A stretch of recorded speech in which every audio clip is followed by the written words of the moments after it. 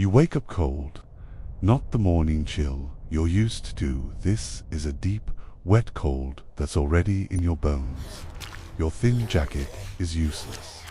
There's no city hum, no distant traffic, just the sound of wind moving through trees you don't recognize, and a single, heavy drop of water hitting the mud next to your face. You stand up. You are in a place that will one day be Los Angeles, but right now it's a forest of strange, towering pines. The air is thick, rich with the smell of damp earth and something else, something musky and predatory. You take 10 steps, and then you see it. A footprint pressed into the mud. It's the size of a dinner plate and sunk a good 4 inches deep. Inside the print are 3 smaller circles, and you realize with a cold knot in your stomach you're not looking at a footprint. You're looking at one part of a paw print. Before you can process this, a sound splits the air, low, mournful. Song that seems to come from everywhere at once. This isn't a nature hike. This is the Pleistocene, and you've just made a fatal mistake. You assumed you were the predator here. You thought your intelligence, your top of the food chain confidence, meant something. It does. Here you are not a hunter. You are not a survivor. You are just soft, slow-moving prey with no claws, no fangs, and no idea where the real monsters are hiding. You are about to learn, in the last terrifying moments of your life, that survival in the Ice Age wasn't about being smart. It was about not being eaten, and everything here is hungry. That sound you heard wasn't a bear. It wasn't a wolf. It was something far older, a sound of specialized violence that has been absent from the world for 10,000 years. You scan the tree line, your modern brain running a deeply flawed calculation. You are looking for movement, for a flash of fur, for the kind of predator you've seen in documentaries, a creature of muscle and fury, a blur of motion, but you're looking for the wrong thing. The creature that is now aware of you is not a brute. It is a specialist, an artist of anatomy, an executioner. Most people hear the name saber-toothed cat, and their imagination conjures an image of a super predator, a beefed-up lion with oversized knives attached to its face. They picture a beast of overwhelming, chaotic force. This assumption is not just wrong, it is a fatal misreading of the animal that perfected the act of killing on the American continent. This is not a creature of brute force. It is a creature of surgical precision. Those iconic 7-inch canines, gleaming like polished ivory, were not the crude, crushing tools of a lesser predator.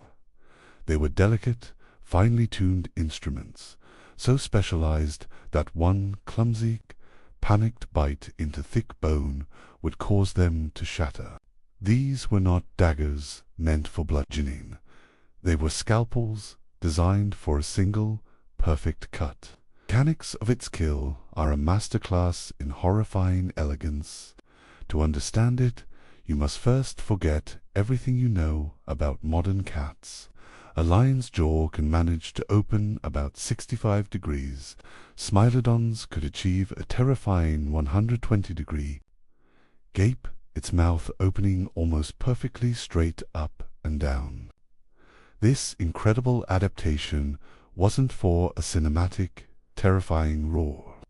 It was a feat of bioengineering with one purpose: to provide the perfect angle of attack, to position those twin sabers with millimeter accuracy against the most vulnerable part of its victim's anatomy. Once positioned, the kill was swift and silent. It wasn't a bite, not in the way we understand it. The jaw would close, but the real power came from its neck, which housed muscles of explosive, sledgehammer-like force. With a single downward thrust, it would drive those 7-inch scalpels through hide and muscle, simultaneously severing the windpipe and the carotid arteries. The result was not a struggle. It was not a prolonged chase or a desperate fight. It was a quiet, immediate cessation of life. Death in under 30 seconds. Precision murder. By some miracle of adrenaline and dumb luck, you have survived the Smilodon. You haven't escaped, merely postponed the inevitable. But in doing so, you have learned your first critical lesson of this world. Do not trust the shadows, for they are filled with silent, patient surgeons. You are now hyper-aware, your senses straining, treating every rustle of leaves, every snap of a twig, as a potential death sentence. You move slowly, cautiously, your modern confidence stripped away, layer by layer, leaving only a raw, primal fear. And then, through a clearing in the alien pines, you see it. Your heart, which had been hammering against your ribs, stutters and slows. The sight is so impossible, so grand, that it momentarily eclipses your fear. Standing on its hind legs, braced by a thick, muscular tail, it effortlessly reaches 15 feet into the air to strip leaves from a high branch. Its body is a mountain of shaggy, reddish-brown fur, a creature built on a scale you thought was reserved for fiction. It is a giant ground sloth. A wave of profound relief washes over you. A sloth, a herbivore, in the catalogue of your 21st century mind. The word sloth is synonymous with something else entirely. It means slow, harmless, passive, almost comically docile. You picture the small, gentle creature you've seen in zoos, hanging placidly from a branch. You have just made your second, and perhaps most fundamentally ignorant, fatal mistake. You have judged a Pleistocene titan by the standards of its diminished, modern cousin. You have confused a walking fortress for a harmless recluse. For 4 million years, a span of time your mind can barely comprehend. Virtually nothing on the American continent dared to challenge an adult Megatherium americanum. It was not merely a gentle giant. It was a living, breathing fortress, a 3,000-pound herbivorous tank wrapped in thick, matted fur over a hide so tough it could likely turn aside the desperate bites of lesser predators. Its days were spent in seeming peace, stripping entire trees.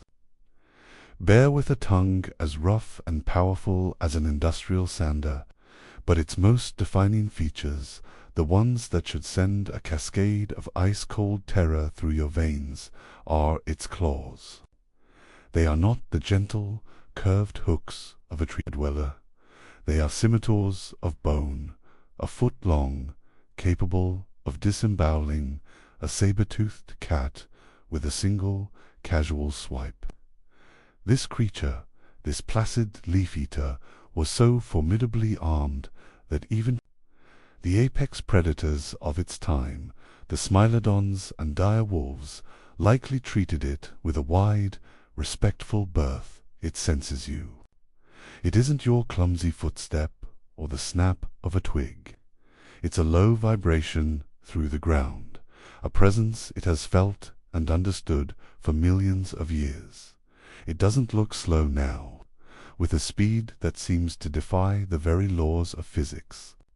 It drops to all fours, its immense weight shaking the very earth beneath your feet. It turns, not with the lumbering gait you expected, but by planting its massive, column-like hind legs and pivoting on its thick, muscular tail as if it were a rotating turret. In that instant it swings one of its forelimbs, a battering ram of bone and muscle tipped with those horrifying claws. They slice through the air with a sound like tearing canvas, a blur of motion faster than your modern, complacent eyes can track. Paleontologist Dr. Greg MacDonald, a leading expert on these animals, describes the terrifying physics of this movement. When threatened, they could pivot and swing those claws faster than a human could possibly dodge, like being struck by 4 cavalry sabers simultaneously. You are facing a whirlwind of destruction. Your instinct, your only instinct, is to run. But where? The fossilized trackway of a hunt discovered at White Sands, New Mexico, reveals the futility of that impulse. The tracks show a cornered sloth spinning in circles, rearing up on its hind legs, slashing at threats coming from every direction. At once, it creates a 360-degree perimeter of death, a circle of claws from which there is no easy escape. The early humans who survived here, the ones who managed to bring down these titans, understood this perfectly. Their hunt was not a battle. It was a choreographed execution, a slow, patient, and psychologically brutal dance of death. The White Sands tracks show the hunters' small, deliberate footprints weaving in and around the sloth's massive prints. Sometimes even stepping inside them, they stayed just outside the lethal arc of those claws, a zone of safety measured in inches, baiting the giant, forcing it to turn, to slash, to expend its colossal energy reserve over hours, perhaps even days. As Dr. Matthew Bennett, who discovered the tracks, explains, this wasn't about strength, it was about psychology. Those ancient humans were reading the sloth's mind through its feet, anticipating its turns, staying one step ahead, operating inside its decision loop. You possess none of these skills. Your mind is a canvas of panic. Your only strategy, a desperate, blind flight. You would not last 30 seconds. The proof of your fate lies etched in bone in a museum drawer in Peru. On a battlefield site at Gaitaro Cave, scattered among the remains of giant sloths, lie the bones of the humans who lost their nerve. One human skull bears the killer's signature, a set of distinctive, parallel gouges, the spacing a perfect match for the claws of a megatherium. The bone shows no signs of healing. Death was instantaneous and absolute.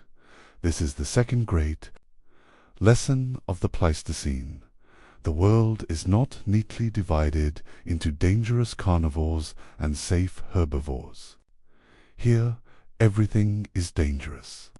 Everything fought for its life, with an efficiency honed over millions of years of brutal competition. You escaped the surgeon's scalpel, only to be cornered by a living sledgehammer. You assumed that because it ate plants, it was an obstacle to be avoided. You failed to understand that in this world, for a creature this large, everything that wasn't a plant was a potential threat, and it treated all threats with the same overwhelming destructive force. And do not make the mistake of thinking this was a mindless beast. The ground sloth was not stupid. Braincasts taken from fossilized skulls show complex cerebral folding, particularly in the regions associated with spatial memory. This was a creature that knew its world intimately. It had regular feeding routes, favorite groves of trees, and predictable seasonal patterns that it followed with unwavering consistency. It was a creature of profound habit, using the same caves for shelter, the same paths for travel, for thousands of years. This predictability, this deep knowledge of its territory, was its greatest strength in the stable world it had evolved. In that it became its single greatest vulnerability when a new kind of predator arrived on the scene, a predator that could learn, remember, and exploit those very habits. The sloth itself could learn. A skeleton from Argentina bears the unmistakable mark of a healed human spear wound. It survived its first encounter. It learned that these small, upright apes were a threat. It adapted, but learning requires survival, and the humans were perfecting their methods at a terrifying rate. The killing technique they developed was a masterpiece of horrific efficiency. There was no single, dramatic death blow. The sloth's hide was too thick, its bones too massive for that. Instead, they subjected it to a death by 1,000 cuts, inflicting dozens of small, bleeding wounds, and then simply following the weakening giant, letting blood loss, shock, and exhaustion do what their spears could not. One kill site in Brazil paints a grim picture of this strategy. Archaeologists found the remains of a single sloth surrounded by 23 broken spear points. But the killing blow, the one that finally ended the epic struggle, was a single, precise puncture at the very base of the skull. The hunters had waited until the 3,000-pound beast finally collapsed from exhaustion and blood loss. Then one of them crawled under its massive head and drove a spear through the one soft spot they could find. A final, intimate act of desperation. Encouraged in Patagonia, the stories of the local tribes describe an even more insidious method, a strategy that preyed upon the sloth's most fundamental habits. Hunters would cover themselves in sloth dung to mask their scent, crawl into the very caves where the giants slept, and assassinate them in the darkness. Archaeological evidence supports this chilling tale. Several cave sites show sloths killed while lying down with spear wounds in their backs. They were murdered in their sleep, in their homes, by an enemy that had turned their own scent, their own predictability, into a weapon against them. For the modern human, this creature represents a paradox. It was an herbivore, yet it was one of the most dangerous animals on the continent. It was a creature of habit, yet it was intelligent enough to learn from its mistakes. It was slow until the moment it wasn't. It was peaceful until it was cornered. You, the modern human, lacked the patience for a multi-day hunt. You lacked the psychological fortitude to dance with a whirlwind of claws, and you certainly lack the stomach to cover yourself in dung to perform a prehistoric assassination. This giant was more than just an animal. It was a fundamental force of the American ecosystem. It was a gardener. Its constant brows pruned forests, creating and maintaining the mosaic landscapes that so many other species depended on. Its digestive system was a crucial delivery service. For countless species of plants, many trees evolved fruits that could only germinate after passing through the gut of a giant sloth. When the last of them died out, first on the mainland around 10,000 years ago, and finally on isolated Caribbean islands a mere 4,500 years ago, entire ecosystems built around them collapsed. You are still alive. The adrenaline from your encounter with the walking fortress, the Megatherium, is a bitter, metallic taste in your mouth, but it has taught you two invaluable, brutal lessons. First, from the Smilodon, you learned that the shadows are home to silent, surgical killers. Second, from the sloth, you learned that even the plant-eaters in this world are armored, weaponized forces of nature that can kill you without a second thought. You are beginning to build a rudimentary survival guide in your panicked mind. Stay in the open, avoid the deep forests, and never, ever assume anything is harmless. You believe that with caution and speed, you might just have a chance. You think you understand the rules.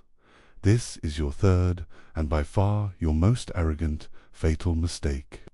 You have just entered a new territory, a vast expanse of wind-swept plains and sparse woodland that will one day be the heart of North America. And in doing so, you have trespassed into a kingdom. You have caught the attention of its ruler, and this king does not rely on stealth or brute force alone. This king plays chess. It begins not with a sound, but with a feeling, a primal, gut-wrenching sense of being watched, of being evaluated.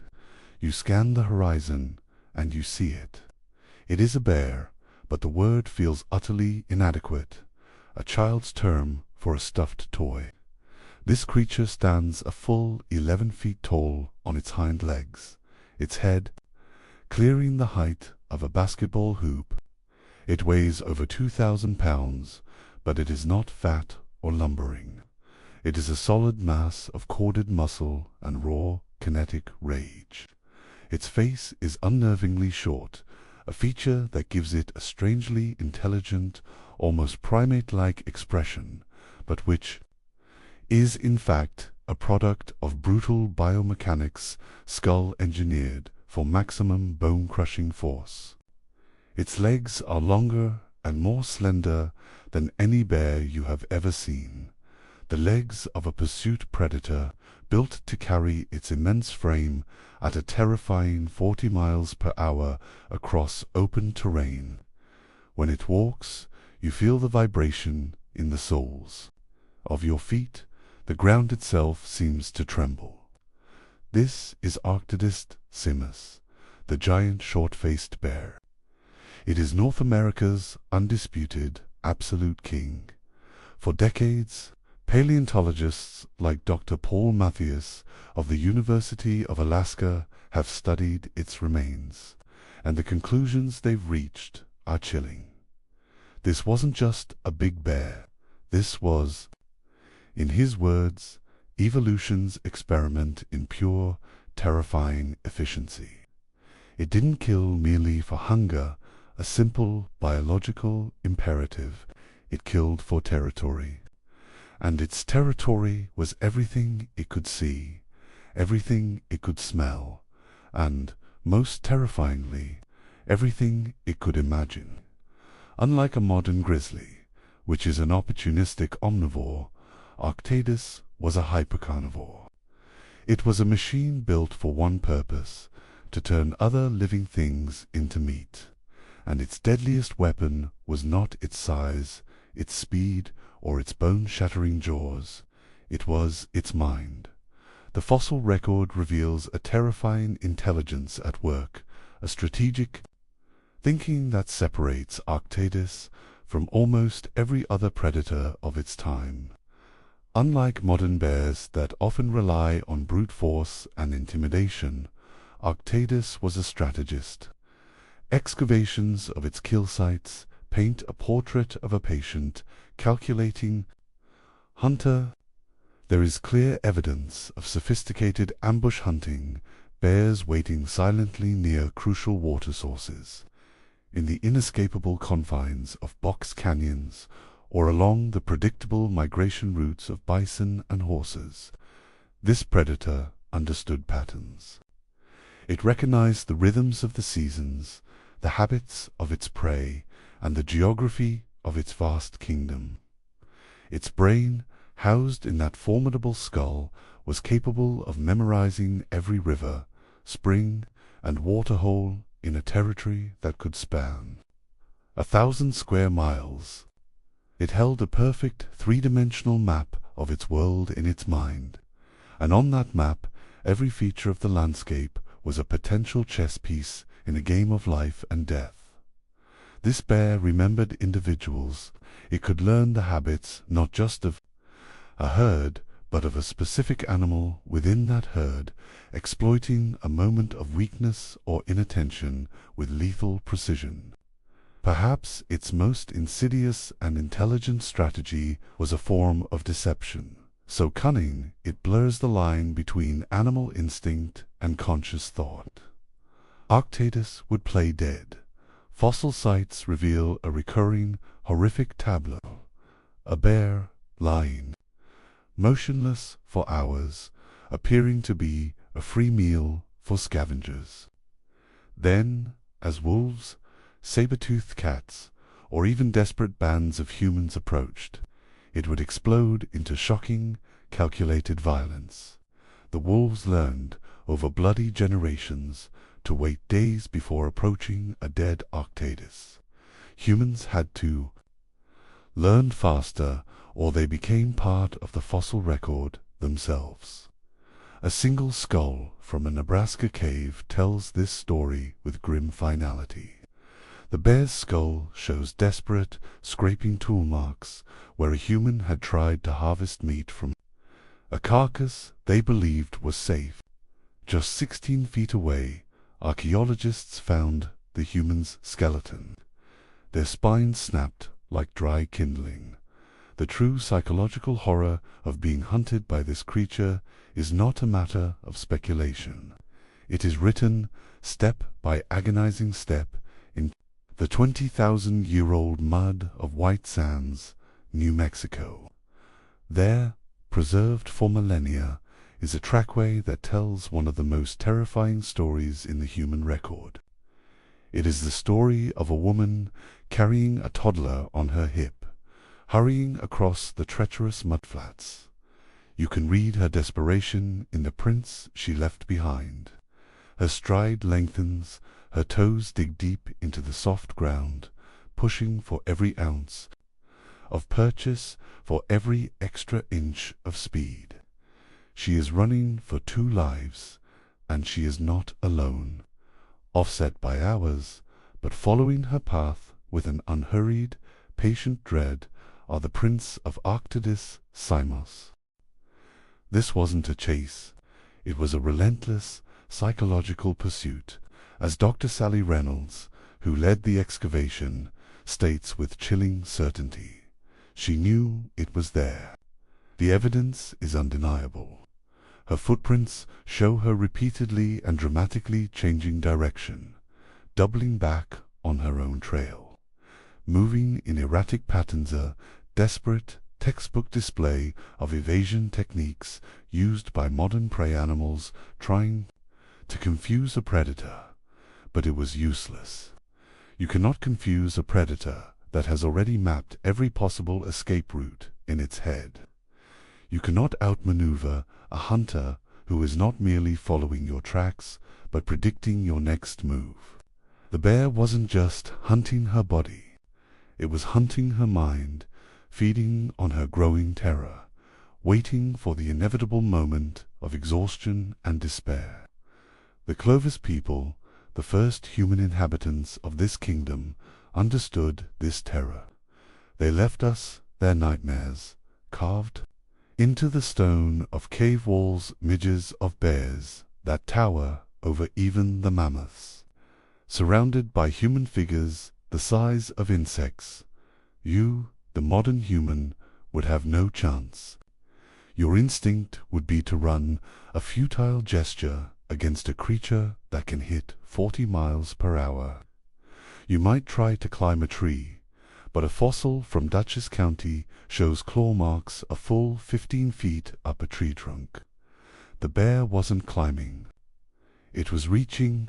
You might try to hide, but you cannot hide from something that has already memorized every cave, crevice, and blind alley in its entire kingdom. The terror of the short-faced bear wasn't just its physical presence. It was the suffocating, psychological torment of knowing you were being hunted by something that was smarter, faster, and more patient than you could ever hope to be. And this brings us to the greatest mystery of all. How did this ultimate predator, this undisputed king of a continent, simply vanish? It disappeared right around the time that humans began to flourish. Right when our ancestors developed more sophisticated projectile weapons. The easy answer, the one that flatters our self-image as mighty hunters, is that we drove them to extinction with our spears and otlottos. But Dr. Matthias believes the truth is probably far scarier and far more impressive. He doesn't think we hunted them into oblivion. He thinks our ancestors learned to avoid them so perfectly, to live in the spaces between their vast territories, that when the climate shifted and their primary food sources dwindled, we had already taken all the backup options. As he puts it, we didn't kill them with spears, we killed them with superior planning. Our ancestors didn't defeat the king in a head-on battle.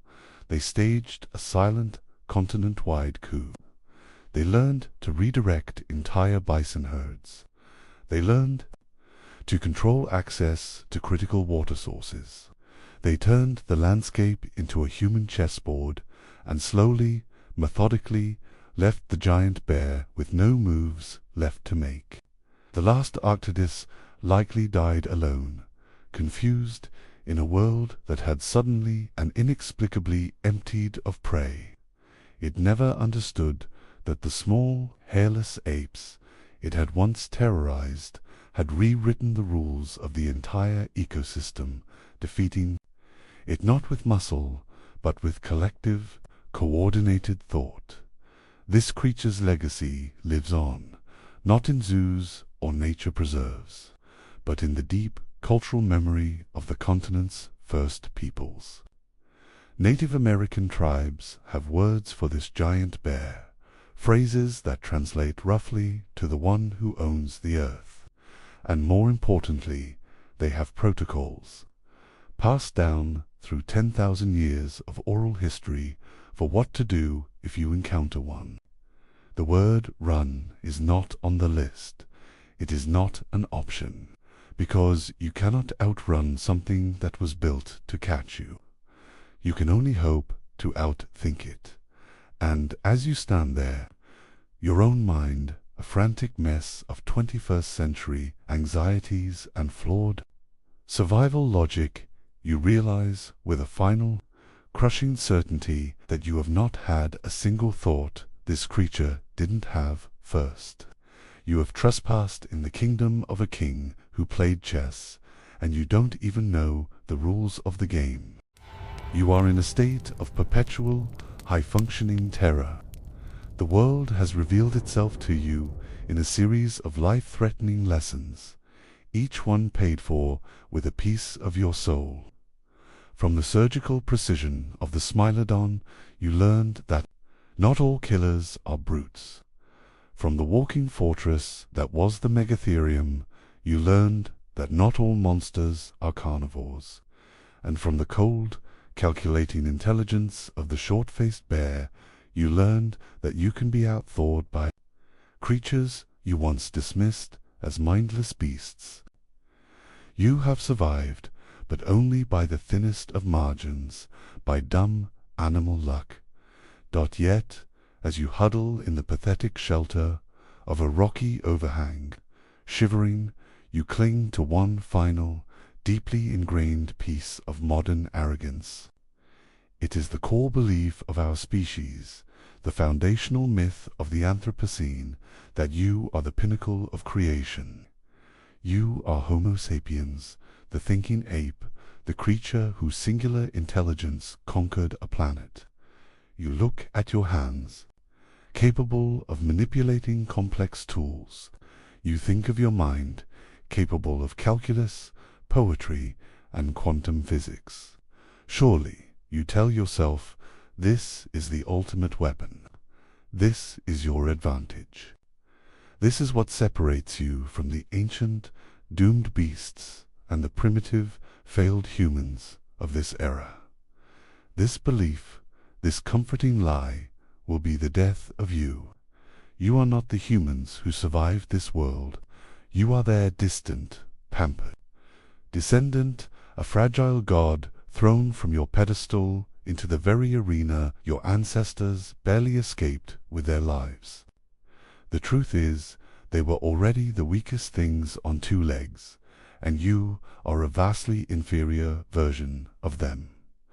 Let us begin with a simple physical examination. Look at your feet.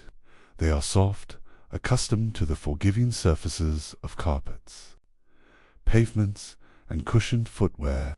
The skin is thin, the arches supported by artificial means. Within an hour of walking on this unforgiving terrain of sharp stones, tangled roots, and sucking mud, they would be a raw, blistered, and bleeding mess. Every step would be an agony, and your pace would slow to a pathetic crawl.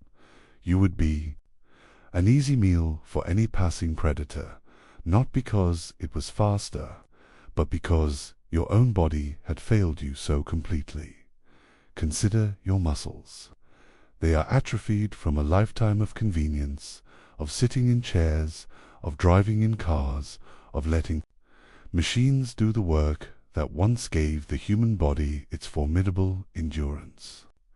The early Homo sapiens who lived here were, by the standards of their contemporaries, incredibly weak, built like marathon runners who'd forgotten to eat. But even they possessed a wiry functional strength you cannot possibly comprehend. Their muscles were forged in the crucible of constant movement, of carrying, climbing, and running for their lives. Your muscles, by contrast, are ornamental, designed more for appearance than for the brutal, practical demands of staying alive. You would be exhausted in hours, your body screaming for a rest it cannot afford to take. Now, let's talk about your skull, the very vessel of your supposed superiority. It is a marvel of delicate, lightweight engineering, evolved for a world where blunt force trauma is a rare and unfortunate accident. As the fossils from Jebel Irhoud in Morocco show, the sapiens' skull was already a paper-thin structure compared to the formidable craniums of other humans. As one paleontologist noted, you could likely crack the skull of one of your ancestors with a firm handshake. A Neanderthal skull, by comparison, would require a sledgehammer. Theirs was a fortress of bone with a thick brow ridge and a reinforced occipital bun, a piece of natural, evolved armor designed to withstand the violent realities of their existence. Yours is an eggshell. A simple fall, a glancing blow from a spooked animal, or a territorial dispute with another human would result in a fatal concussion. The very brain you prize is housed in a case utterly unfit for this environment. Your entire digestive system is a liability. Your teeth are a joke, tiny, flat kernels evolved for a diet of soft, processed foods. Your jaws are so pathetically weak that you require cooked food simply to be able to chew it effectively. You cannot gnaw through tough hides. You cannot crack open bones for their life-giving marrow. You cannot spend hours grinding the fibrous, gritty vegetation that makes up the bulk of the available calories here. Your ancestors mitigated this weakness with one of their greatest inventions, the controlled use of fire. But do you know how to create fire without a match or a lighter? Do you know which woods will burn and which will merely smolder? Do you have the patience to nurse an ember into a flame in this damp, cold world? The technology that saved your ancestors is a closed book to you. You are left with a body that is dependent on a technology you cannot replicate. The Neanderthals, by contrast, were a masterpiece of physical adaptation. They were not the hunched, brutish cavemen of popular imagination. That stereotype was born from the mistaken analysis of a single skeleton of an old man suffering from severe arthritis. The real Neanderthals were a force of nature. Isotope analysis of their bones shows a diet incredibly rich in meat, the diet of an apex predator. Their muscle attachment points show they possessed biceps that could snap your arms like twigs. Their average grip strength was around 260 pounds, more than enough to crush your hand into a bag of broken bones during what they might have considered a friendly greeting. The humerus bone of one individual from Shanidar Cave was thicker than a modern baseball bat. Their entire physiology was a testament to raw power, perfectly suited to their hunting strategy. Get close and hit hard. They were the rodeo cowboys of the Paleolithic, wrestling mammoths to the ground, a lifestyle attested to by the fact that their skeletons show the same patterns of trauma as modern rodeo riders. You and your ancestors were the 98-pound weaklings on a planet of bodybuilders. You were the species voted most likely to go extinct in a world that prized strength and toughness above all else. The fossil record confirms this desperate existence. The remains of early sapiens in Morocco show clear evidence of a life lived. On the margins, they were primarily scavengers, sneaking in after the real predators had finished, using rocks to crack open bones for the marrow, because every other, better part of the carcass had already been claimed by other, stronger human species. One juvenile skeleton from this period shows the telltale signs of repeated, severe malnutrition. The growth lines in its teeth start and stop, a biological record of a computer crashing and trying to reboot a childhood spent lurching from one famine to the next. And this was the Homo sapiens who was born into this world, whose body and mind were conditioned from birth for this struggle. You are their pampered, fragile descendant. Then there are your senses, the very tools you use to perceive and interpret this world. They are hopelessly, tragically dull. The Pleistocene was a world of rich sensory information, and you are effectively deaf, blind, and anosmic to most of it. The source text makes it clear.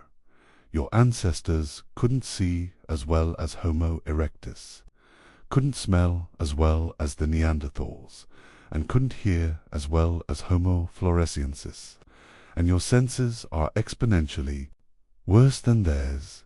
A Neanderthal, with their large nasal passages, could read the air like a newspaper. They could smell distant rain, the musk of a predator upwind, the subtle scent of edible tubers hidden underground. You smell wet dirt. Your world is a muted, confusing fog of indistinct odors. An early Homo erectus, with eyes adapted for the open woodlands, could likely spot the flicker of movement of a prey animal miles away.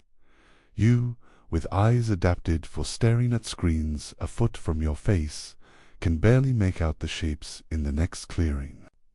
A creature like the hobbit of Flores, living in a dense jungle environment, would have had hearing so acute it could detect the whisper of a footstep, the rustle of a predator in the undergrowth from 100 yards away. You wouldn't hear the Smilodon that was stalking you until its claws were already in your back. You are walking through this world with cotton in your ears and Vaseline on your eyes, completely oblivious to the symphony of vital information that surrounds you. Finally, we come to your mind, your last and most treasured refuge, your supposed superweapon. It is, in this context, the most useless tool you possess. Your brain is a supercomputer loaded with the wrong software. It is an encyclopedia of a world that does not exist here. It can contemplate the beauty of a sunset, but it cannot read the clouds to tell you if that sunset means a coming storm that will kill you from exposure. It can recall the names of 1,000 corporate logos, but not a single plant that won't kill you if you eat it. It understands the complex social dynamics of an office meeting, but it cannot comprehend the subtle shift in a bison's posture that signals an impending, fatal charge. The intelligence that allowed your ancestors to survive was not the abstract, theoretical intelligence you prize. It was a wild, practical, and immediate cognitive toolkit. It was the ability to look at a piece of raw flint and see within it the finished spear point. It was the ability to track an animal for days, not just following its prints, but understanding its behavior, its habits, its psychology. It was the ability to hold in their minds a vast, encyclopedic knowledge of botany, pharmacology, geology, and animal behavior, a knowledge base acquired over a lifetime of brutal, hands-on experience, and passed down through generations. You have the hardware of a Homo sapiens brain, but you have been completely severed from the cultural software that makes it effective. The key to your ancestors' survival wasn't just individual intelligence. It was a revolutionary new brand of social intelligence. They had ideas that could spread like viruses. They had language that could paint pictures in other minds, allowing them to plan, coordinate, and believe in things that didn't yet exist, like tomorrow's hunt or next season's gathering. They were, in a word, contagious in thought. Their survival was built on a network, a shared consciousness that allowed them to innovate at a blistering pace. Their archaeological sites are littered with mistakes, with failed tool designs and bizarre abandoned experiments, a testament to a species that was failing faster and therefore learning faster than anyone else. They developed strategy because they lacked strength. They learned to think because they couldn't afford to fight. They built vast social networks because they could not survive alone. You are alone. You have been cut off from that network. You have the brain, but you have none of the knowledge, none of the training, and none of the social support that made it a weapon. This is the final, crushing lesson of the Pleistocene. You are not just outmatched by the monsters that roam this land. You are a degenerate version of the very humans who managed to find a foothold here. You are physically weaker than the weakest of your ancestors. Your senses are dull. Your mind is filled with useless information. Your own body and your own mind, the very things that define you as a modern human, are your worst enemies in this world. You are a fragile god, stripped of your powers, and this world does not suffer gods gladly. The sun is setting. For you, a modern human, this brings a deep, instinctual dread. The fading light signals the end of your limited ability to navigate this world and the beginning of the true reign of the nocturnal predators you now know are everywhere. Darkness, for you, is a state of utter vulnerability. But for your ancestors, the conquest of darkness was the first great victory in their war against reality. The moment they stopped being merely animals and started becoming something else entirely, this victory was won with fire. Fire was humanity's first rebellion against the immutable rules of nature. Every other creature on this planet accepted the cold, the dark, and the terror that came with it as unchangeable facts of existence. Your ancestors, weak and desperate, decided that the facts were negotiable. The moment they learned to control combustion, they began to rewrite the terms of their survival. Its first gift was security. At night, the Pleistocene landscape belonged to killers like Smilodon and the cave lion, but even a predator perfectly evolved for throat-crushing could not overcome its primal fear of flames.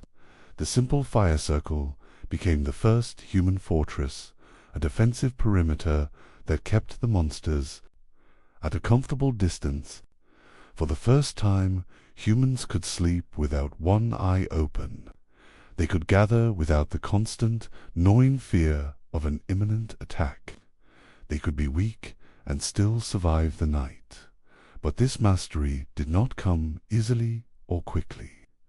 The evidence from sites like Wonderwork Cave in South Africa shows that this was not a single brilliant discovery, but a slow, arduous process of learning that spanned millennia. As archaeologist Dr. Francesco Berna notes, fire wasn't one discovery, it was thousands of them crowdsourced across countless generations. Our ancestors learned, through brutal trial and error, which wood burns hot versus which burns long, how airflow affects temperature, and where to position food for cooking versus drying. You, a modern human, likely cannot replicate in a lifetime. The knowledge they perfected and passed down through the ages, once mastered. This defensive tool was quickly turned into a weapon of terrifying offense. At a 1.5 million-year-old site in Kenya, archaeologists found a kilometer-wide burn scar preserved in ancient sediment. This was no natural wildfire.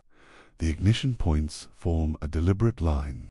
Someone had intentionally set the savanna ablaze. The reason lay among the ashes, the bones of hundreds of animals, trapped between the advancing wall of flames and a body of water where they were slaughtered en masse. This was ecosystem weaponization, turning the landscape itself into a killing. Field.fire also became the first tool of engineering and materials science. At Kesem Cave in Israel, 300,000-year-old flint blades show evidence of being carefully heated. This wasn't for cooking. It was a sophisticated technique to alter the stone's crystalline structure, allowing it to be flaked with more precision. They were controlling temperatures with the precision of a modern pottery kiln, transforming a simple rock into a high-performance blade. But perhaps fire's greatest gift was the one it gave to the mind. It was the ultimate psychological revolution. Fire taught us that reality was malleable. It demonstrated that solid could become liquid, that toxic plants could be rendered edible, and that weak, fragile apes could become masters of their environment through chemistry. And most crucially, it gave us the gift of time. It conquered the darkness, giving us usable hours after sunset time to plan tomorrow's hunt, time to teach complex skills to children, and time to sit together and create the stories, art, and culture that would become our ultimate advantage. In those stolen hours, huddled around the light, we plotted the overthrow of nature itself. As you sit shivering in the growing dark, you have the brain that was forged in that firelight, but you lack the fundamental knowledge that started the flame. You are a creature of the light. Now trapped in a darkness your ancestors conquered 300,000 years ago. The fire you cannot make has saved you for a night, but with the dawn comes a new, more pressing anxiety. Hunger, your body, a furnace of inefficient modern metabolism, is screaming for calories. You are surrounded by life, by walking mountains of meat, but you have no way to acquire it. You have learned that getting close to anything in this world is a form of suicide. The Neanderthals, your formidable cousins, solved this problem with a simple, brutal philosophy. Get close and hit hard. Their skeletons are a testament to this life, riddled with the trauma of modern rodeo riders. The price of wrestling mammoths to the ground with stone-tipped spears. You do not have their strength, their courage, or their reinforced bones. Their path to survival is closed to you. You need a different solution. You need a weapon that can bridge the terrifying gap between your own fragility and your prey's lethality. Your ancestors faced this same problem, and their solution was not an evolution of muscle, but a revolution in thought. It was a weapon so advanced, so out of context for its time, that finding it in the archaeological record is, as one archaeologist put it, like finding a laptop in a pyramid at Grotte Mandrin in southern France. 54,000 years ago, a Homo sapiens craftsman held humanity's first guided missile. It was a bow, an elegant piece of flexible yew backed with sinew, and its arrows were masterpieces of micro-engineering, tipped with points weighing less than 3 grams, perfectly balanced and fletched with feathers for stable flight. This wasn't just a new tool. It was the moment the mathematics of survival and murder changed forever. Consider the brutal risk-reward calculation of the Neanderthal's thrusting spear. To succeed, you had to close to contact range with a creature that evolved to kill anything that close. Your success rate against dangerous game was perhaps 10%, and your personal survival rate was questionable at best. Now, consider the bow. You stand 50 meters away, hidden behind a tree. You draw, release. If you miss, you simply try again from safety. If you hit, you don't need a kill shot. You need only to wound. You can then track the bleeding animal until it collapses from a safe distance. The success rate jumped to 60%, and the hunter's survival rate skyrocketed to 95%. As archaeologist Ludovic Slimok explains, Neanderthals were the UFC fighters. All muscle, close combat, taking hits to give hits. Sapiens were snipers. Why get punched when you can shoot from the parking lot? But it was more than just safety. It was force multiplication. A 100-pound human drawing, a 50-pound bow could deliver 200 pounds of impact force, turning even the physically weakest members of a tribe into lethal hunters. Children could hunt, women could defend the camp. The elderly could contribute calories. The entire demographic structure of human society was transformed overnight. This was not a simple stick and string. It was a complex weapon system born of a sophisticated understanding of physics and materials science. It required convergent technologies. Bow-wood seasoned to a specific moisture content, strings made from processed plant fiber or animal gut, spun to achieve a precise tensile strength, arrow shafts perfectly straight and with the correct spine flex, and fletching engineered for spin stabilization. The arrowheads themselves were specialized ammunition with different designs for birds, rabbits, and larger game. This technological package was so advanced that other human species couldn't replicate it. Late Neanderthal sites show their desperate attempts to copy the new technology, but it was like showing someone a car when they have only ever known walking. They might copy the shape of the wheels, but without understanding the principles of combustion, transmission, and steering, the pieces were just useless. Funny-shaped rocks, this weapon inverted the predator-prey relationship. Humans were no longer just participants in nature's brutal dance. They were its choreographers. The bow was, as Slimek concludes, humanity's declaration of independence from ecological rules, and here is the darkest truth. It worked just as well on other humans. The bow and arrow created a new, terrifying power dynamic, allowing for attacks. From a distance from which there was no retaliation, you stand in this ancient world, hungry and defenseless. Your ancestors, your weak, fragile ancestors, survived because they could invent their way out of a corner.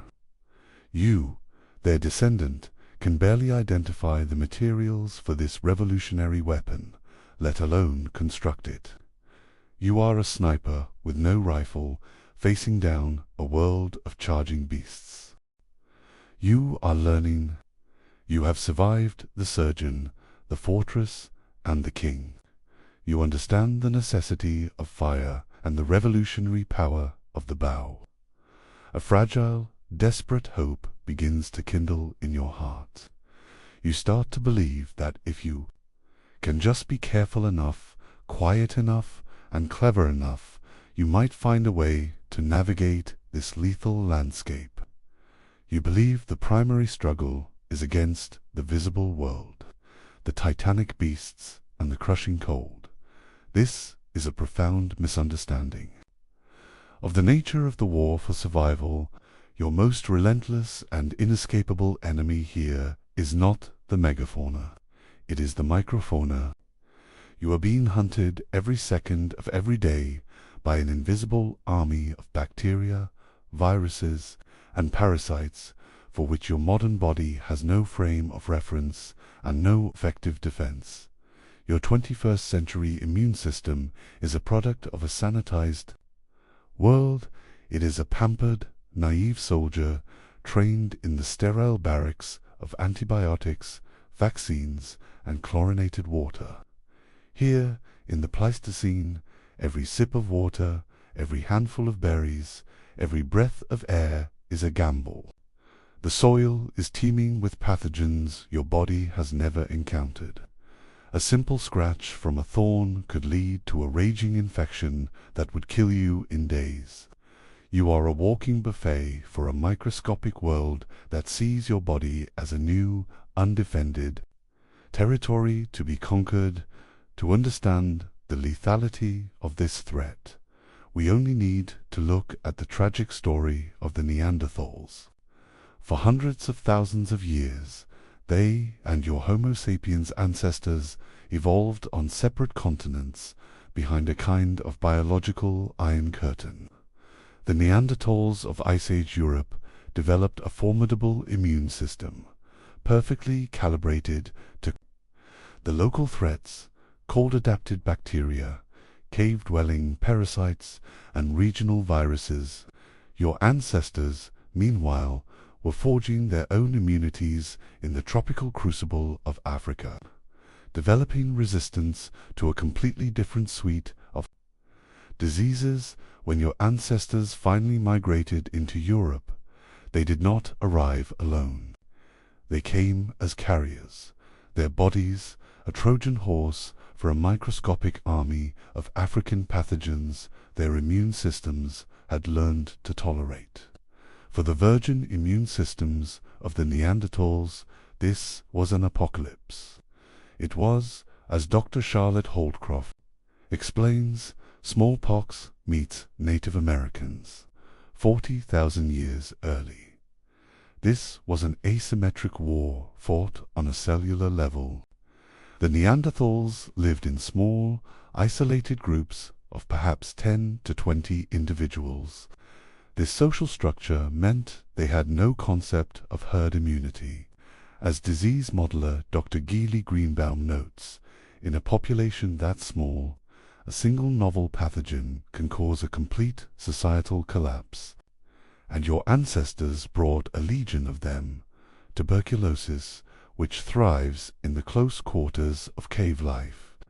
Tapeworms evolved for our guts, now finding a new, unprepared host, and different strains of bacteria like Helicobacter pylori, the bug that causes stomach ulcers, which likely led to catastrophic gastritis in the Neanderthals. Perhaps the cruelest weapon of all was love. Genetic evidence, like the 90,000-year-old hybrid girl named Denny, proves that our species weren't just fighting, they were mating. Every intimate encounter was a potential disease vector, transmitting pathogens like HPV and herpes between previously isolated populations. An infection that might be a manageable nuisance in the large, interconnected populations of sapiens could be a death sentence that wiped out an entire Neanderthal bloodline. The archaeological record shows the quiet, grim result. Neanderthal sites that had been occupied for millennia were suddenly abandoned right after your ancestors arrived nearby. They weren't conquered in a great war of spears. They simply vanished, fleeing an invisible enemy they couldn't fight or comprehend. Their tragedy became our inheritance. The 1 to 2% of Neanderthal DNA that non-African humans carry today is overwhelmingly composed of their immune genes. We survived the diseases of Europe by absorbing the genetic lessons from those who died from ours.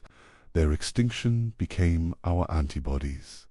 You, the modern human, have been stripped of these ancient, hard-won immunities. You stand as naked to the invisible army of the Pleistocene as the Neanderthals stood against yours. You would not be torn apart by a saber-toothed cat. You would die shivering from a fever, your body overwhelmed by a common soil bacterium, defeated by an enemy you never even saw. You are, against all odds, still breathing. You have survived the visible predators and have a newfound, terrified respect for the invisible army of pathogens that swarm this world. You've learned that technology fire, the Bowers, not a luxury, but the absolute bedrock of survival. Your modern mind is slowly, painfully recalibrating to this brutal reality. A new, desperate strategy begins to form. Find a safe place, a sheltered valley, a resource-rich coastline, a single, defensible location where you can wait out the horrors and establish a foothold. This strategy, born of a mind accustomed to a stable and predictable world, would be your final undoing. Because in the Pleistocene, the single greatest lie was that any place was safe. The ground beneath your feet was in a constant state of violent transformation. The very rules of the environment were being rewritten on a time scale of decades, not millennia. You are not just fighting the creatures of this world. You are fighting the world itself. Welcome to the Climate Rollercoaster, as climatologist Dr. Peter Clark describes it. Imagine New York City having the climate of Bangkok, then the climate of Greenland, then back to Bangkok's, all within a single human lifetime. The Greenland ice cores, a frozen library of ancient weather, tell the story in terrifying detail. This was not a slow, gentle shift. It was a planet having seizures. Temperatures would swing by a staggering 10 degrees Celsius in just a few decades. Sea levels would yo-yo up and down by 20 meters, drowning coastlines and creating new ones. Forests would become frozen tundra, which would then explode back into lush woodland, all faster than a forest could grow. For the humans who lived here, this was a relentless test, a reliable hunting ground. One generation could become a barren wasteland the next, A river your parents taught you to fish in could freeze solid or dry up completely before you reached old age. Each human species developed a unique strategy to cope with this planetary chaos. The Neanderthals became climate specialists. Their short, muscular bodies and large nasal passages perfectly adapted for the cold. When the ice ages descended upon Europe, they thrived. When the world warmed, they retreated to familiar mountain refuges, waiting for the cold to return. They were masters of a specific, recurring set of climate rules. The Denisovans played a completely different game, a form of three-dimensional climate chess. They didn't specialize, they diversified. Their genetic legacy shows they occupied every conceivable environment, from the frozen tundra of Siberia to the tropical rainforests of Southeast Asia. They didn't just adapt to the climate. They collected adaptations like a traveler collects souvenirs, gifting their high-altitude genes to modern Tibetans and their tropical disease resistance to Melanesians. And then there were your ancestors, Homo sapiens. They were forged in the very epicenter of this instability in Africa, where the climate swings were the wildest. As Dr. Rick Potts from the Smithsonian explains, your ancestors evolved a bizarre and unique strategy. They didn't adapt to any single environment. They adapted to the process of adaptation itself. Our strange physiology is the evidence. The ability to sweat, rare among mammals, allowed us to hunt in heat that immobilized other animals. Our flexible metabolism could switch between fuel sources, and our lack of specialization made us the Swiss Army knives of the human family. We were the champions of inconsistency, born from an inconsistent world. You, however, are a creature of the Holocene, a rare and fragile period of planetary calm. Your entire civilization, from agriculture to global supply chains, is built on the assumption of a stable climate. Faced with this level of volatility, you would be helpless. The weather app in your mind is useless. Your body cannot adapt in a single lifetime. Your only survival strategy would be to move, but where? Every direction is a gamble, and a wrong guess is a death sentence. Your ancestors navigated climate change so severe it would break our most sophisticated computer models. They did it with memory, mobility, and a cultural flexibility you have. Long since lost, the planet itself was the greatest monster of the Pleistocene, and it filtered out all but the most resilient. You are the product of the calm after the storm, and you would not survive the storm itself. You are a ghost in this world, a walking anachronism who has survived only through a series of improbable accidents. You've learned that the animals are deadlier, the environment is more violent, and your own body is more fragile than you could have ever imagined. You now understand that survival here is not about finding a safe place to hide, because no such place exists. It is about movement. It is about adaptation. It is about following the resources and outrunning the chaos. And so you look to the horizon, to the vast, unknown lands to the east. But your path is blocked by a sight of impossible scale, 2-mile-high walls of ice, a glacial barrier that seems to lock away an entire continent. For your ancestors, this was the edge of the known world. For you, it is simply another impassable wall. But you are failing to see what they saw. You are looking at a barrier, while they were looking for a door. And that door was a lost world. A drowned continent. It was called Beringer, and your modern mind likely pictures it as a simple, narrow ice bridge. This is a profound understatement. As archaeologist Dr. John Hoffaker insists, Beringia wasn't a bridge, it was a homeland. At its peak, it was a vast, sprawling landmass, twice the size of Texas, connecting Asia to Alaska. It was not a sterile corridor of ice. For 15,000 years, it was the most productive ecosystem on planet Earth, while the rest of the northern hemisphere froze under glaciers. Beringia remained an oddly mild refuge, a pocket of survival in a dying world. A single square mile of its endless grasslands supported more large animals, mammoth, bison, horse, lion than an entire modern national park.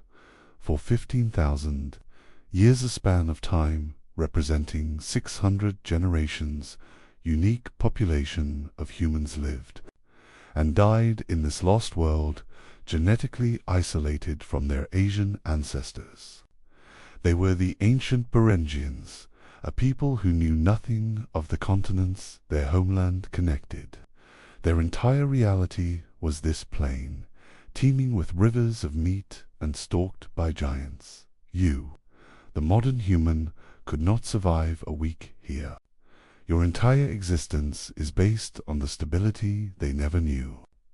When the great ice walls finally melted 14,000 years ago, these people faced a choice: retreat back into Asia or follow the great herds south into a new, unknown continent. This was the journey that would populate the Americas, and it was a journey that would have filtered you out completely. The more recent coastal migration theory suggests an even more daunting method of arrival. With sea levels 400 feet lower, the Pacific coast was not a solid wall but a chain of islands, fringed by rich kelp forests that created a marine highway teeming with seals, fish, and shellfish. Your ancestors didn't just walk to the New World. It's likely they sailed, navigating a treacherous coastline in skin boats from Japan to Chile, without ever losing sight of land. Consider the skills required for such a journey. The ability to build a seaworthy vessel from driftwood and animal hides, a deep, instinctual knowledge of tides, currents, and weather patterns. The ability to navigate by stars in a sky you've never seen before, an encyclopedic understanding of marine biology, knowing which shellfish are safe and which will kill you with a single bite. You who rely on a GPS to navigate your own city would be hopelessly, fatally lost. Today, fishermen in the Bering Strait sometimes pull up mammoth, teeth and tusks in their nets, black with age, polished by the ceaseless currents. They are messages from a drowned continent, a reminder that entire worlds can vanish beneath the waves. As Dr. Hoffaker notes, when we dream of a lost Atlantis, we are really dreaming of Beringia. It is the real continent that sank, taking an entire ecosystem and a chapter of the human story with it. You have survived the horrors of the old world, only to find yourself standing at the shore of an impossible journey, a journey your ancestors made, and one you could never begin. Somehow, you have made it. You have crossed the drowned continent and set foot in the Americas, a world teeming with life on a scale that beggars belief. Herds of mammoth and mastodon move like living mountains, and the ground itself seems to tremble with the sheer biomass of the megafauna. For a moment, a flicker of hope returns. This is a hunter's paradise, but you are a rank amateur in a land of seasoned professionals. And the professionals who rule this new world are the most devastatingly efficient and lethal. Hunters in the history of the human species, Welcome to the territory of the Clovis culture 13,500 years ago. These people appeared on the landscape, and with them they brought a technology so advanced it was like nothing that had come before. It was a distinctive spearhead, the Clovis point, and it was the nuclear weapon of the Pleistocene. As archaeologist Dr. Gary Haynes states, it was the equivalent of bringing assault rifles to a world of slingshots. Each point was a masterpiece of lethal artistry, fluted to allow for deeper penetration and catastrophic blood loss. Crafted from high-quality stone, sometimes exotic materials carried hundreds of miles and sharp enough to shave with, these weren't just tools. They were declarations of technical superiority, the calling card of a culture that had perfected the art of killing. Their efficiency was mathematical and terrifying. At the Murray Springs site in Arizona, the remains of 8 mammoths lie where they fell the entire hunt, from the first spear thrown to the last mammoth down. Likely took 12 minutes, yielding 40 tons of meat for the band. The butchering that followed was not a chaotic frenzy. It was a systematic, industrial-scale process, with specialized teams for each animal and specific tools for each task. The bones stacked and sorted afterward with the organization of a modern factory. This was not an isolated incident. Across the continent, from Florida to Washington, the pattern repeats. At Blackwater Draw in New Mexico, they drove entire herds into natural traps. At Dent, Colorado, they specifically targeted juvenile mammoths, a strategy that suggests a chilling understanding of population dynamics. Kill the young, and the species cannot recover. They were, as Dr. Vance Haynes notes, ecological engineers, redesigning an entire continent by systematically eliminating its largest inhabitants. They often killed more than they could possibly eat, leaving partially butchered carcasses on the plains. When you can kill 8 mammoths before lunch, the concept of conservation becomes an abstract luxury. The modern human are now faced with a new, terrifying dilemma. You are not just outmatched by the animals, you are hopelessly, laughably, outclassed by the other humans. You could no more craft a Clovis point than you could build a jet engine. You lack the physical stamina, the encyclopedic knowledge of animal behavior, and the ruthless, coordinated mindset required to participate in a mammoth hunt. To the Clovis people, you would be a pathetic liability. You are a mouth to feed that cannot contribute, a clumsy amateur who would ruin a meticulously planned ambush. You would not be welcomed into the tribe. You would be abandoned at the first opportunity. The final, bitter irony is that the Clovis culture was a victim of its own perfection. They specialized in hunting giants, and when the giants were gone, driven to extinction by a combination of climate change and their own hunting, the Clovis culture vanished with them. The perfect hunters were destroyed by their own success. The only known Clovis burial, a toddler known as the Anzic child, was found covered in red ochre and surrounded by over 100 perfect, unused stone tools. A heartbreaking tribute, as if the parents were trying to arm their child for an afterlife where the mammoths they had exterminated still lived.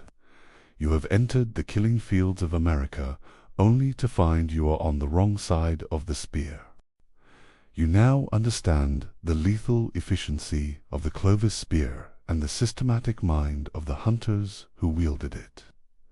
You've seen the evidence of their industrial-scale hunts, and a grim picture has formed in your mind, a one-sided slaughter, With humanity's superior intelligence and technology inevitably crushing the brute force of the megafauna, you have, once again, fallen for the victor's propaganda.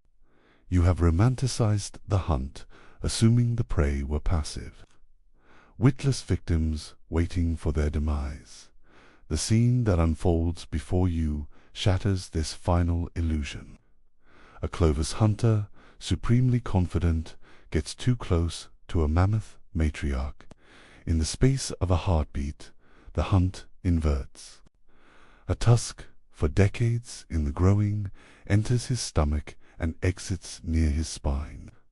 He is lifted 3 feet off the ground, impaled on a spear of living ivory, held there for a long moment by the matriarch, who seems to want him to understand his fatal mistake before she contemptuously flings his body into the ranks of his stunned companions.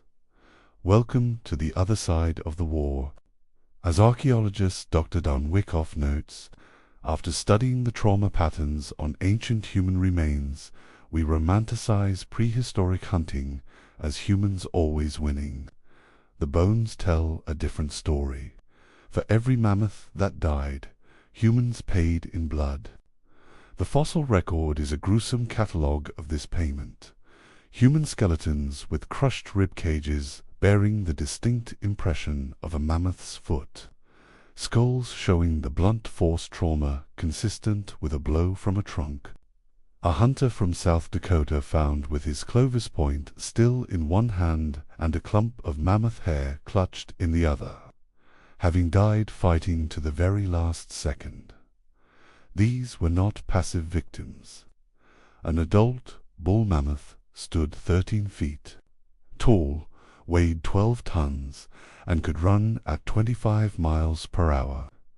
Its trunk, a marvel of biomechanics containing 40,000 individual muscles, could generate 2,000 pounds of striking force equivalent to being hit by a small car and could rip the limbs from your body with its delicate, prehensile tips. When threatened, a herd would form a defensive circle that would have made a Roman legion jealous, a fortress of flesh, tusk, and fury. But the true danger wasn't the bulls, it was the matriarchs. These older females possessed a terrifying combination of intelligence, experience, and memory. They had survived 50 winters, watched predators, learned every hunting trick, and, quite possibly, held grudges that lasted for years. At the Colby site in Wyoming, evidence suggests a massacre in reverse. Human bones lie scattered among mammoth remains, shattered while they were still fresh. The story the bones tell is one of vengeance. The hunters had wounded a matriarch. She survived, healed, and based on the weathering of the bones, returned months later with her herd to utterly annihilate the human camp. As modern elephant expert Dr. Joyce Poole confirms, elephants today have been known to track down and kill poachers years after an attack. Mammoths had even larger brains. Why would we assume they were any less capable of seeking revenge? You, the modern human, would be completely unprepared for this reality. You see a herd of animals.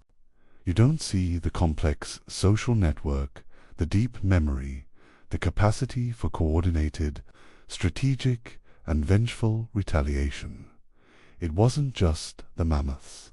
The ground sloth, which you wrongly assumed was slow, could pivot on its tail and swing. Its scimitar-like claws with the speed of a striking snake.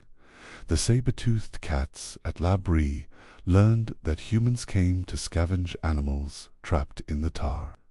So they waited in ambush, turning the hunters into bait for a smarter predator. The war for the Pleistocene was not a simple story of human triumph. It was a brutal, bloody, attritional conflict, As biologist Dr. Kathleen Hunt concludes, "We won because we bred faster, not because we fought better. For every human a mammoth killed, we made 3 more. For every mammoth we killed, they needed 20 years to replace it. We won through sheer mathematics. But the giants made sure we would never forget the price of that victory. Their revenge is the trauma embedded in our oldest stories, the nightmares of being crushed and pursued that echo in our collective unconscious, the genetic memory of a time when we were not the undisputed masters, but were prey as often as we were predator. You have witnessed the brutal reality of the Pleistocene War. You have seen the perfection of the Clovis spear and felt the earth-shaking fury of a mammoth's charge. You understand that this was not a simple conquest, but a bloody, protracted conflict where both sides paid a heavy price, but wars end. And as you watch the ebb and flow of this continental struggle, you are witnessing the turning of the tide, the beginning of the end for the giants. You are about to learn the final, chilling lesson of this age. It wasn't the violence of the war that ultimately doomed the megafauna. It was the cold, unforgiving mathematics of their own biology. This story has played out across the globe with the grim predictability of a law of physics. 2,000 years ago, on the island of Madagascar, a child points at the forest's edge, screaming, as a bird the height of 3 men, the 1,000-pound elephant bird, strides into a clearing. It is meeting the island's newest predator, humans. Within 1,000 years, it is gone, an entire branch of evolution erased. This is the pattern, the most consistent and horrifying pattern in all of archaeology. As Dr. Paul Martin, father of the overkill hypothesis, stated, follow human footprints around the globe, and within 1,000 years, the giants vanish.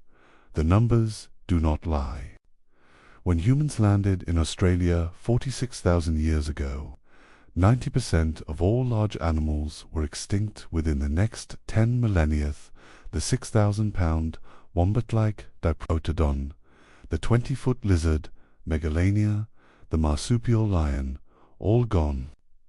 When your ancestors crossed into North America 15,000 years ago, the continents, titans, mastodons, giant ground sloths, saber-toothed cats, dire wolves, and the short-faced bear-all vanished in a geological blink of an eye.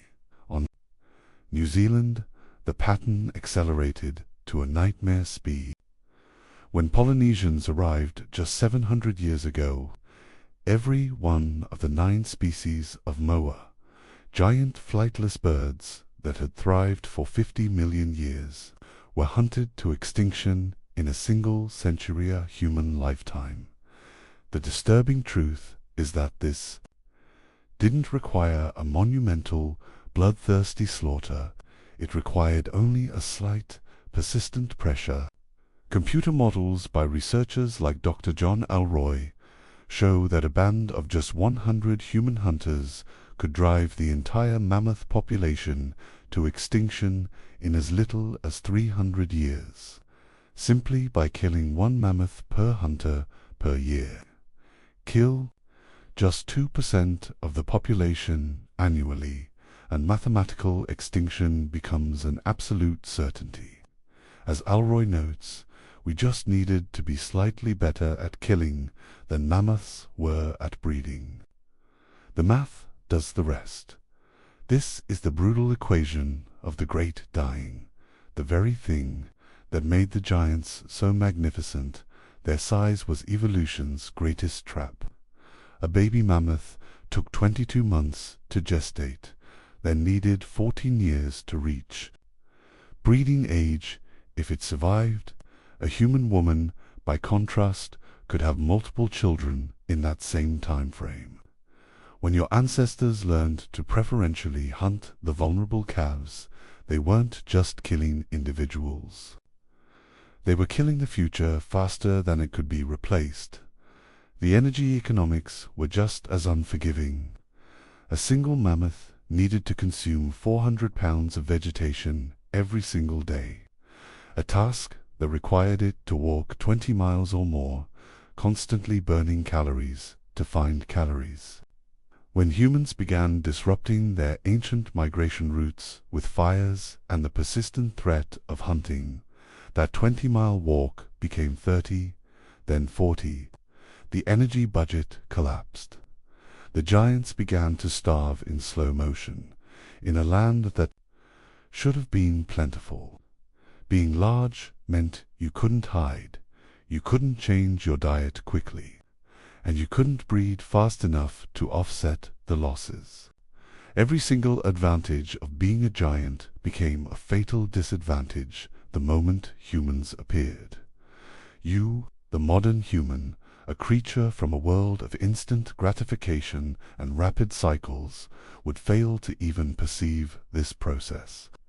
You would see a successful hunt, a moment of triumph. You would not see the slow, grinding, inexorable march of a species toward oblivion.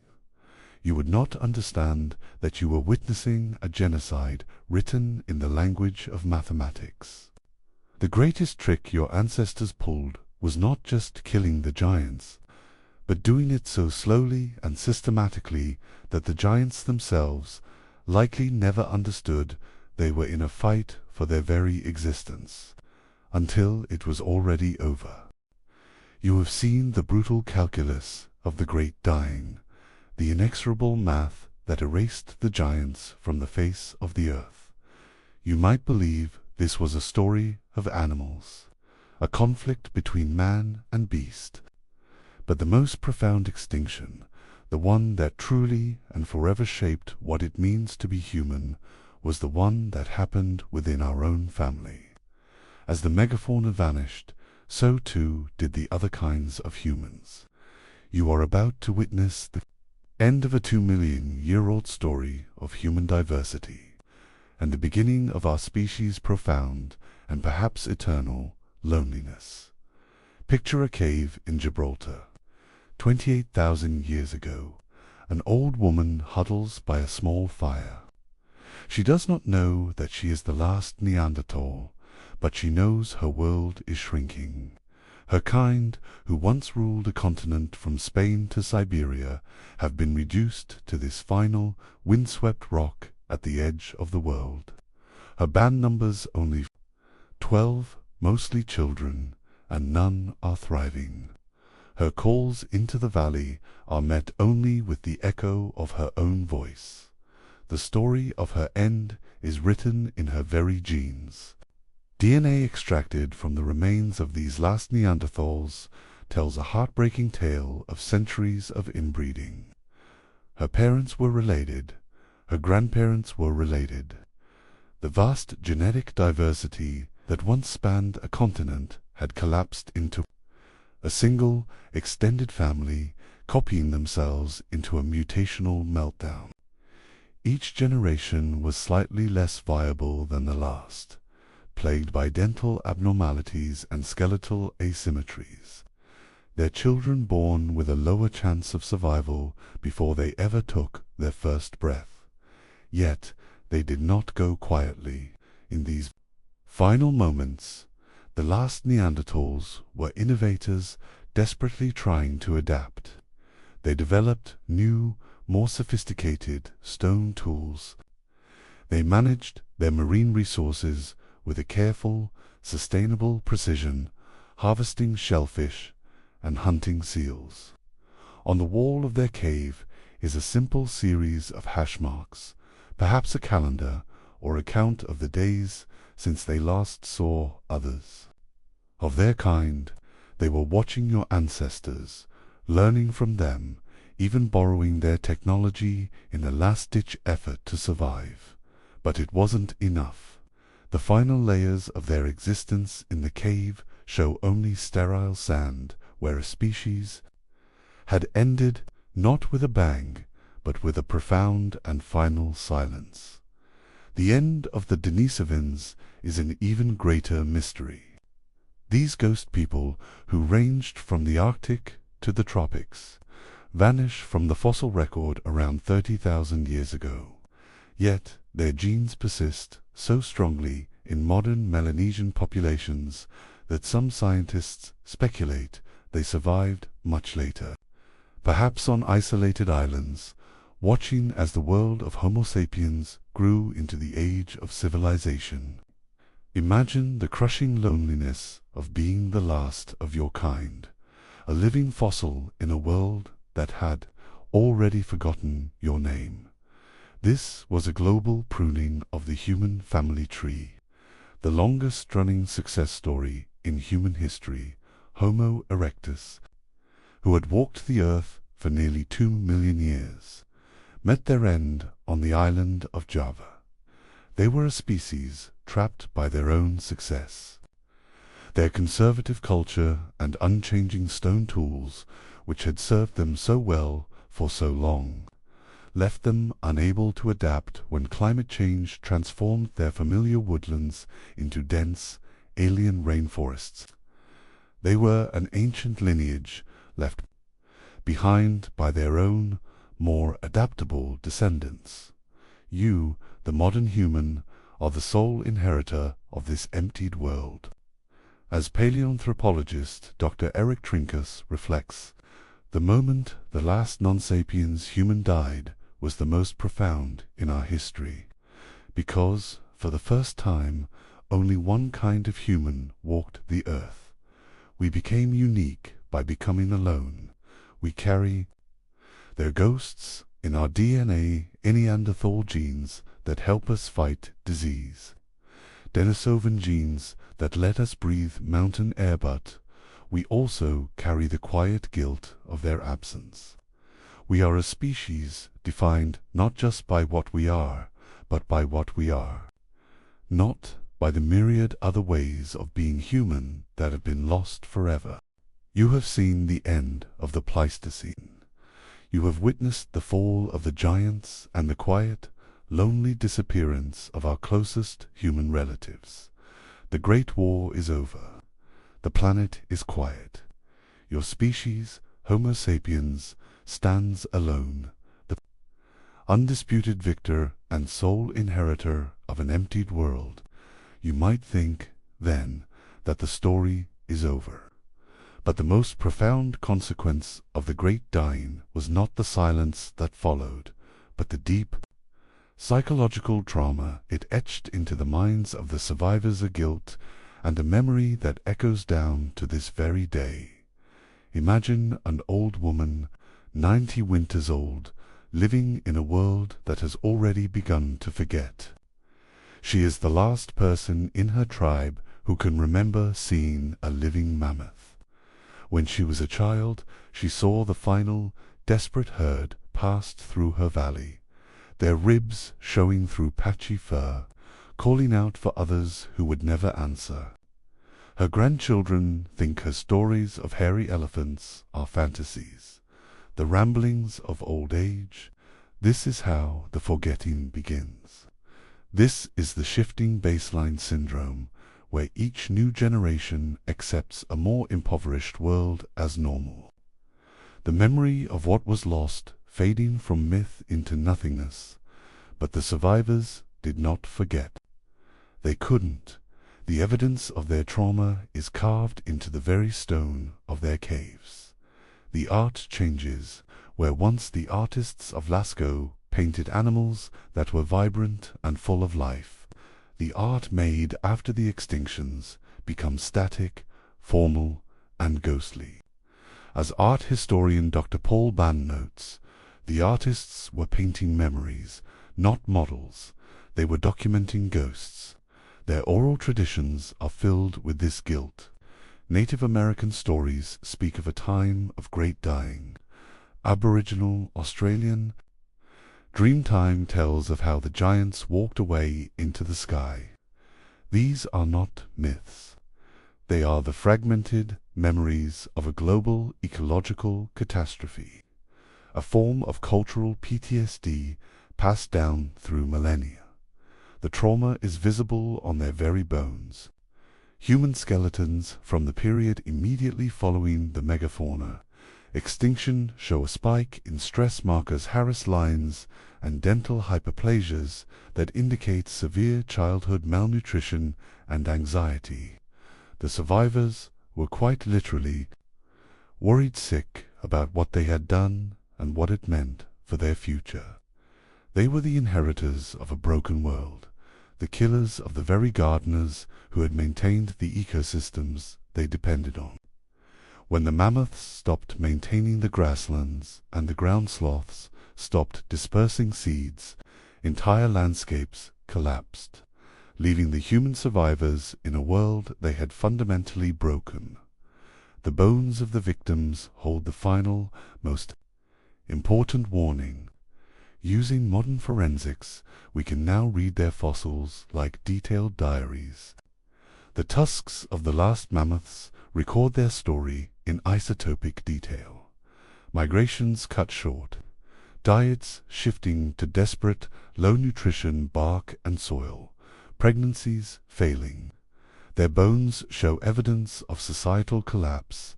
Injuries that should have been cared for were left to fester. Juveniles died from minor trauma, unprotected by a stressed and disintegrating herd. As forensic paleontologist Dr. Sarah Martinez concludes, the bones remember how giants die, slowly, painfully, predictably, and they remember so that we don't have to repeat their fate, but we are. The bones of modern elephants, rhinos, and other large mammals are beginning to show the exact same stress markers, the same signs of nutritional distress and reproductive failure as the last mammoths. The past is screaming a warning to a future that refuses to listen. The final, terrifying reason you would die in the Pleistocene is that you are a product of the very culture of ecological overshoot that began with the first Clovis spear. You are the inheritor of the survivors' guilt, but not their wisdom. Your bones, too, will tell a story to the future. The only question is, what will they remember?